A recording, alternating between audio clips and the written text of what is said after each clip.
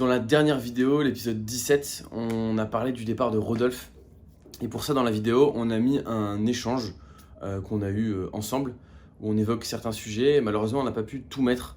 On a dû cutter pour que ça soit pas trop long en fait. Donc là, l'idée, c'était de laisser en fait l'échange en entier. Rodolphe peut s'exprimer un petit peu plus longuement et on aborde des sujets qu'on n'a pas forcément mis dans le dernier épisode. Allez, let's go! Bon, c'est quoi la première question du coup? La première question c'est pourquoi tu parles espèce de connard? On va jamais, je te dis on va jamais réussir à tourner cette vidéo en fait. Mais si. Je suis censé te demander pourquoi tu pars et tu étais censé me dire pourquoi je reste. Non, pourquoi? Non, c'est pas que je reste. Pourquoi je suis venu à la base? C'est ça. Je suis censé te faire. Bah, on peut commencer. Mais... On peut commencer par ça. On peut commencer par pourquoi t'es venu à la base et voilà. Salut Rodolphe, pourquoi t'es venu à la base? Salut. En fait, je pars parce que ça n'a aucun sens, ça n'a aucun sens. Si, vas-y. Ok. Bah en fait, je pense que tu le dis un peu plus tôt dans la vidéo, comment ça s'est passé, comment on s'est rencontrés. Ouais. Et c'est vrai que moi, le projet, en plus, j'en ai parlé dans la première vidéo, un peu où j'étais chez moi, Mohamed. Et je disais, quand je les ai rencontrés, je me suis dit, soit ils m'ont parlé d'une extension, on bosse sur une extension. Et je me suis dit, soit c'est des gogoles, soit c'est des génies. Je dirais toujours pas lequel des deux c'est. C'est peut-être pour ça que je pars. C'est peut-être pour ça que je suis venu, je sais pas. Et voilà, en fait, l'échange a été super fluide. Je pense que j'avais déjà un doute sur le produit, à me dire est-ce que ça va être le produit sur lequel je vais vraiment m'amuser. Et je me suis quand même beaucoup amusé dès le début. C'est pour ça que je me suis dit, bah let's go. Et je pense que ça fait la moitié de tout en fait. Est-ce que tu t'entends bien avec les personnes avec qui tu vas bosser? Est-ce que tu sens que ça va être fluide? Est-ce que le fait d'arriver le matin et de retrouver ces personnes-là, tu vas être content en fait, peu importe ce que tu vas faire. C'est trop important et ça fait une grande partie de pourquoi je suis venu en fait. Puis tu m'as surtout envoyé d'abord un devis à 5 000 €. Je t'ai envoyé un devis à 5 000 €, ce qui me paraissait pas déconnant, 5 000 €. Non, je sais, en vrai c'est vrai, c'était pas déconnant. Non mais c'était tout un... C'était mastoc quoi le truc. C'est un truc. Mais effectivement par contre l'approche de se dire on va bosser une demi-journée ensemble, et c'était plutôt 500 €. C'était déjà une approche lean un peu. On va investir le moins possible pour avoir le plus de feedback possible, de se dire est-ce que ça va fonctionner ensemble. Et c'était très bien tu vois. Mais on était bien tombés quand même, parce que finalement j'ai essayé d'autres fois avec d'autres freelances, ça n'a pas forcément marché, tu vois. Il y a plein de free où ils sont pas forcément attentifs, tu vois, et ouverts à genre des side projects ou à se dire. Il y a des free qui t'envoient chier quand ils disent ouais, je te paye une journée et puis après si jamais ça t'intéresse tu rejoins le projet. Ouais. Il fallait vraiment qu'il y ait un truc quoi. Ouais. C'est que je suis vraiment très crédule. Ouais, je suis vraiment. J'avais rien du tout dans ma vie à ce moment-là, il me fallait un truc. Non, mais je pense que c'est aussi que les gens ont peur d'entreprendre ou je sais pas, peut-être qu'ils ont peur un peu de se lancer. J'ai plein d'amis qui ont des bouts d'idées et moi aussi pendant longtemps souvent j'ai des idées et tout, je me suis ce que j'y vais. Mais là c'était tellement une aubaine, vous avez déjà un peu lancé le truc, tu avais déjà Ronan qui faisait le dev, toi tu connaissais le métier. En fait il y avait tellement peu de raisons de pas y aller et de voir ce que ça allait donner, d'avancer tu vois. Ouais, je suis trop content d'avoir fait 1 an et demi avec vous. Ouais. Et je trouve que c'est trop positif. J'avais trop peur de ce truc-là, de la fin, de me dire mais attends est-ce qu'un jour ça va se finir, comment ça va se passer et tout. En fait tellement pas, ça fait partie du cycle et je suis trop content de l'avoir fait. Un jour on m'a dit les associations sont faites pour se désassocier. Voilà. Je sais pas si on la gardera celle-là, mais non mais en vrai, c'est toujours le cas, tu vois, genre tu t'associes forcément pour à un moment donné parce que c'est faux de se dire on va rester associé toute sa vie, tu vois, c'est pas vrai. Ouais. Voilà, c'était la minute. Tu vas te marier toi en septembre, non? Non. C'est faux, c'est une intox. C'est une intox, ok, et ouais, du coup, 1 an et demi. Et donc le départ il se fait là, fin juillet, on tourne le 27 juillet. Et du coup, pourquoi, comme on le dit, moi je le dis dans la vidéo et tout, mais c'était déjà prévu. Mais juste avant, il y a un truc, c'est quand t'as un petit peu switché quand je t'ai dit qu'on allait passer un peu full time et qu'on allait arriver un peu à l'incubateur, etc. Ouais. J'ai senti qu'à ce moment-là, t'as pas pris peur, mais genre t'étais un peu en mode ok. T'as voulu me mettre la bague au doigt, j'ai eu peur. J'ai eu peur. Non, je pense que. Et d'ailleurs, on en avait parlé avec Ronan, nous, dans notre tête, pendant longtemps, ça allait certainement rester un side project dans lequel on allait pouvoir investir du temps, mais se laisser plus de temps sur d'autres choses. Et c'est vrai qu'à un moment, c'est devenu un peu une évidence de dire bon, bah, si on veut vraiment avancer, on est les premiers un peu à lancer ça sur le marché. Si on veut vraiment avancer et prendre de l'avance, bah, faut s'y mettre full time. Ouais. C'était un peu le moment charnière où effectivement je me suis dit est-ce que j'ai envie de faire ça full time, de dédier mon temps. Et je me suis vu, alors je sais pas si c'est le bon truc, hein, mais je me suis vu à 50 ans à me dire qu'est-ce que j'ai fait dans ma vie. Et je me dis j'ai fait pilot, stylé, j'ai bossé avec des gens cool, mais je me dirais pas c'est le truc qui va me faire vibrer. Ouais. Et je pense que c'était ça le truc précis, tu vois. Je me suis dit, en fait je vois trop pilot fonctionner, je le vois trop dans le futur, je le vois monter la boîte et tout. Mais je me suis dit, l'histoire est belle, mais c'est pas mon histoire, quoi. Et c'est ça, je pense, qui a été l'élément. Et du coup, qu'est-ce que tu penses qui peut te faire vraiment vibrer alors? Parce que finalement, c'est un peu l'une des raisons de ton départ, c'est que tu sens qu'il y a un autre truc qui peut te faire bien kiffer, quoi. C'était un peu ça l'idée, c'est de se dire. Ouais. Et t'avais aussi après une autre raison, mais je pense que je te laisserai un peu en parler. Non, je pense que elle englobe un peu tout ce truc, ça englobe un peu tout cette histoire de vibrer. Je pense que quand il y a beaucoup de designers qui ont ça, quand on commence à faire du design et qu'on parle de design d'expérience utilisateur, on a envie de faire des expériences, tu vois. Et justement de faire vibrer les gens aussi, un peu, et de créer des trucs un peu qui vont faire vivre les gens, où les gens vont vivre des choses. Et quand tu arrives dans le produit, tu te rends compte que le but c'est de faire vivre des expériences un petit peu, mais surtout de développer un produit et de créer quelque chose de plus simple possible. Et c'est pour ça que dans le produit, je sais pas si c'est là où je vais plus m'épanouir. Ouais. Parce que c'est pas l'expérience comme je la voyais au début, tu vois. Ouais. Et je pense que j'ai besoin, un moment dans ma vie, et ça va être maintenant, je pense, de réussir à aller plus vers cette expérience-là que j'avais envie de faire vivre. Ouais.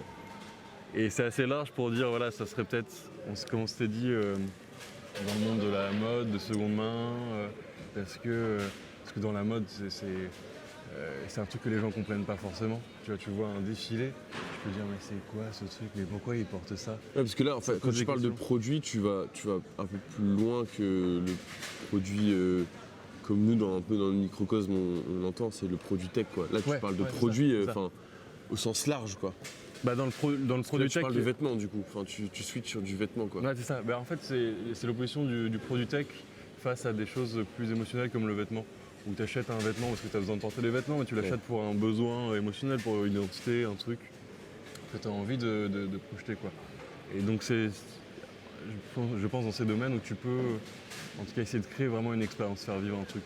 Plus que dans un produit tech où tu dois amener un service. Et donc l'expérience en elle-même, c'est pas le premier truc, c'est secondaire, tu vois. Ouais, je suis d'accord. C'est le prochain Karl Lagerfeld. Oh là gars. Oh Garfield. Mais du coup c'est ça, c'est que enfin toi là aujourd'hui ce que tu as envie de faire, c'est plus être dans la mode, en tout cas graviter autour de ce monde-là et puis forcément dans la tech. Clairement. Et je pense que ça va être lié, je pense que les deux projets vont être liés. J'aimerais, je sais pas encore sous quelle forme, mais travailler dans la mode, mais avec l'axe un peu du comportement et quand même de la UX. Et garder cet héritage que j'ai vraiment du... c'est assez fort de comment tu utilises une application, des habitudes que tu as, et peut-être modifier les habitudes de consommation autour de la mode pour arriver sur des choses plus slow, plus seconde main. De coupler les deux, quoi. Exactement, ouais. Donc c'est en discussion avec moi-même, c'est en discussion interne. Et en association avec moi-même. Association avec moi-même. Je n'ai que 50% des parts. J'ai négocié avec moi-même. Et voilà. Et donc du coup, je pense que, en fait, à la fin de Pilot, je vais prendre des missions freelance, quand même pour manger, tout ça. Ouais. Et parce que aussi j'aime ça, je donne des cours à côté. Donc en fait, il faut que je continue à me former. Donc j'aurai quand même des missions freelance, mais j'aurai du temps dédié à côté, qui était le temps Pilot avant. Enfin avant, qu'il l'est aujourd'hui, mais qu'il le sera avant plus tard. Qui sera dédié à ces projets-là en fait. Ouais, enfin, ce que tu peux dire aussi là, c'est quand même que aussi t'as pas mal de missions aussi à ton actif dans la mode, quoi. C'est vrai. Alors pas forcément justement sur le produit en lui-même qui est le vêtement, mais Si, dans- mais je crois que j'ai pas le droit de dire les noms exacts. Mais il est sous contrat, monsieur est sous contrat. Sous contrat, il y a un pistolet Mais non, en plus, derrière c'est moi. des belles marques et tout, c'est cool. Enfin, c'est des marques stylées quoi. C'est Ouais. des marques qui te font kiffer et tout. C'est vrai que c'est des marques sur lesquelles je m'étais dit quand j'étais à l'école, genre j'aimerais tellement bosser sur ces marques-là. Ouais. Et après ça me tombe dessus un petit peu genre tu vois, est-ce que tu veux bosser pour eux? Je fais bah ouais, let's go, tu vois, let's go. Et tout à l'heure, en rigolant, on parlait un peu de l'association, des parts, etc. Dans la vidéo, j'en parle. Je parle du pourcentage que tu as, 3,5, et que ça avait été un sujet. Et je dis aussi que du coup, tu avais un peu consulté de ton côté, etc. Qu'est-ce que tu en retires de ça? Ce truc un peu de négocier un peu ce truc-là à l'entrée. Je me souviens que c'était pas forcément évident parce que tu pensais quelque chose au début, tu en avais fait une sorte de supposition que tu avais validée avec toi-même. Puis finalement, en fait, tu t'es rendu compte en parlant avec moi que c'était pas forcément ce que moi j'avais en tête non plus. Ouais. Et c'est là où on était rentré un peu en discussion / négociation. T'en retires quoi de ça en fait? Qu'est-ce que. Je pense que un de mes freins principaux par rapport à ça au début, c'était que je ne savais pas comment je me positionnais par rapport à la boîte. Est-ce que je voulais m'investir sur le long terme ou pas? Est-ce que ça allait être un... Et je ne savais pas comment la boîte se positionnait. Est-ce que ça allait être un side project ou pas, ou full time? Et donc j'avais du mal à venir te voir de manière très claire en disant je veux tant ou discutons des parts parce que je sais ce que je veux exactement. Tu vois. Parce que toi-même tu savais pas forcément. Exactement, ouais. Ouais. Et je pense que j'aurais dû me positionner sur quelque chose. On discutait quand même, trouver quelque chose. On a trouvé quelque chose en fait. Mais je pense qu'on en parlait plus tôt.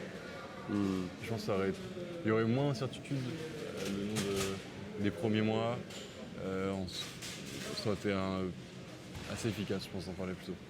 C'est un truc que j'ai fait avec Ronan assez vite et que je m'étais rendu compte que j'ai pas vraiment fait avec toi. Et je pense que ça n'avait pas posé problème, mais ça avait été une sorte de mini-frein quand même. Pendant genre 1 mois et demi, on était un peu en stand-by. Tu vois, on était en discussion et tout, on savait pas trop. Mais c'est un peu comme dans les couples. Je sais pas pourquoi quand on parle de sujet d'associés, je fais sur la table, c'est moins visible. À chaque fois qu'on parle de sujet d'associés, il y a toujours des trucs où ça fait penser vraiment au même sujet qu'un couple. Quoi. C'est vraiment. Et j'avais mes anciens patrons quand j'ai fait ma première alternance, ils cherchaient un CTO, ils disaient un CTO c'est un mariage. Tu refais un mariage. Quoi. De toute façon, des fois quand on a des discussions par rapport à ça, si on dit pas le mot, si on prononce pas le mot boîte ou ce genre de choses, en fait t'as l'impression que les gens sont en couple quoi. Enfin, les discussions, le vocabulaire utilisé c'est le même, les problématiques, les conséquences, c'est la même chose quoi. Ouais. Et pourquoi je dis ça, je sais plus exactement, mais. Si, parce qu'on parlait du début quoi, enfin un peu comment c'était fait. Parce qu'en fait il y a eu, tu dis 1 an et demi, en fait pendant 6 mois, même plus que ça je pense, pendant au moins genre un bon 8-9 mois. 9 mois je pense. C'était un peu resté en mode vraiment, et c'était le cas, mais c'était vraiment side project. Ouais. Et au bout de 8 mois, on a un peu changé, on avait anticipé de changer de rythme en arrivant ici, etc. En investissant dans la boîte, en montant vraiment la structure, etc. C'est là où ça avait... c'est un sujet intéressant parce que finalement, je pense qu'il y a plein de gens un peu dans ce cas-là, tu vois, ce truc de... Au début, on se lance un peu à côté de notre taf et tout, ou alors on fait du free et on fait un peu un side project et finalement derrière, ça peut éclater un peu une équipe en mode bah non, moi je le voyais pas comme ça. Ouais. Et en plus forcément quand tu changes de rythme, limite ta boîte ressemble plus du tout à la même chose si c'est un side project versus si c'est une boîte où tu investis dans la boîte à titre perso, tu veux lever des fonds, tu vas chier la subvention, tu prends des bureaux, enfin ça n'a rien à voir. Et du coup des fois même le business model n'est pas le même quoi. Et c'est vrai que cette question de est-ce que tu es prêt à investir de l'argent dans la boîte, c'est aussi un truc de. Ouais, c'est vrai qu'il y a eu cette question aussi là. À quel point, déjà à quel point tu peux investir, à quel point tu as les fonds juste pour investir. Et ça, tu penses pas forcément. Nous, c'est vrai qu'on n'avait pas forcément parlé d'investissement dès le début, ça arrivait en même temps que ce sujet-là, donc tu es là en train de te dire, attends, c'est compliqué. Et ça te pose aussi la question de est-ce que tu as envie, en plus de ton temps, qui est une chose un peu immatérielle, que tu peux dire oui j'investis, tu vois, c'est dans le futur. Est-ce que ce que tu as là aujourd'hui, gagné avec le temps d'avant, est-ce que tu es prêt à l'investir aussi, tu vois? C'est vraiment des questions assez... Est-ce que tu dirais du coup que en ayant mis... t'as mis quoi? T'as mis 2000 €, quelque chose comme ça, dans la boîte? Ouais. Est-ce que tu dirais que si t'avais pas mis cet argent, ou inversement, est-ce que en mettant cet argent, est-ce que tu t'es senti un petit peu plus impliqué dans la boîte ou pas? Je me souviens que j'ai passé une très mauvaise nuit le jour où j'ai dû les investir. J'ai vraiment, je pense que c'est un moment où j'avais le Covid en plus et j'avais des fièvres toute la nuit et je tournais et je voyais les wireframes défiler. Je fais non, il faut pas qu'on fasse cette solution, il faut qu'on arrête, il faut qu'on fasse un site web à la place et tout. Et j'avais eu un truc un peu, une expérience. Vraiment intéressant. Et Je pense que le Covid a beaucoup joué, mais. Le Covid a beaucoup joué, mais. Non, mais si, mais grave, ouais. Mais Ok. c'est là où je me suis dit, les 6 mois qui me restent, je mets tous mes autres projets de côté et je me concentre en fait sur Pilot parce que ça sert à rien que j'investisse 6 mois, qu'on investisse sous du temps pour pas être vraiment dessus. Et donc tous les projets un peu. Je t'avais jamais posé cette question, tu vois, et je trouve ça cool aussi de le savoir. Enfin, forcément, intuitivement, tu veux dire oui, enfin, je pose la question, j'ai envie de dire bah oui, c'est sûr, il se sent plus impliqué. Mais tu vois que tu l'expliquais avec ton exemple. Finalement, des fois, là, pareil, Seb qui a investi dans la boîte, lui-même me disait j'ai envie d'en faire partie et en même temps, je sais que si je mets un peu d'oseille, ça va pas être la même, tu vois, que si jamais je le mets pas. Enfin, comme tu dis, je dis ça parce que tu disais le temps, c'est un peu immatériel. Là, pour le coup, l'argent, c'est tout le contraire, quoi. C'est vraiment, tu dis ouais, j'ai mis 5000 €, j'ai mis 2000 €, enfin, c'est ma thune et. Tu pourrais partir en vacances à la place avec, Ouais, tu vois, ça, t'acheter et des puis, trucs. ouais, ça. Est-ce que tu es prêt à sacrifier d'autres choses de ta vie pour ça? T'es un peu plus accroché, je pense, avec un projet dans lequel tu as mis de l'argent. Ouais, clairement. Donc, et puis même des fois, on se dit, j'ai pas forcément d'argent ou quoi, mais tu peux les trouver, quoi. Genre 500 balles et ouais, t'es beaucoup plus investi, tu vas faire plus de mise en relation, tu vas te sentir un petit peu plus impliqué. Ok. C'est quoi pour toi l'idéal dans un an? Dans un an. Elle n'était pas scriptée cette question. Il y a plein de questions qui n'étaient pas scriptées en vrai, franchement. Mais ouais, genre là, dans un an, là, ça y est, enfin. Faut dire d'ailleurs que on s'est mis d'accord ensemble. On va essayer de le respecter. Je sais pas si on va y arriver, mais on s'est mis d'accord pour que quand tu partes, on va dire, on essaie de te laisser tranquille un maximum, quoi. C'est-à-dire qu'on essaie de te solliciter le moins possible, voire pas du tout. Justement pour que toi maintenant tu puisses vraiment Me concentrer sur le. à part le truc un peu en mode conseil, etc. On parle plus de la production. L'idée c'est vraiment que tu sois vraiment pendant un certain temps vraiment libre. Du coup c'est pour ça que je pose cette question. Dans un an, tu te vois où idéalement, tu vois?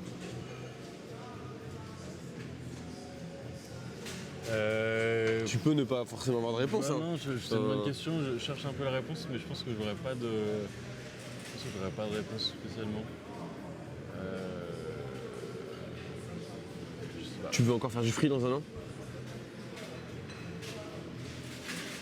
Mais en fait, mes deux options, c'est soit je continue le free, mais j'arrive à créer quelque chose où les gens viennent me voir pour ce que je vais produire. Donc tu vois, ils savent qu'ils vont avoir telle expérience avec moi, ils viennent me voir. Et donc là, j'arrive à faire mon truc à moi, mais avec les gens. C'est intéressant. Soit je monte un projet à moi dans un de ces domaines, en fait.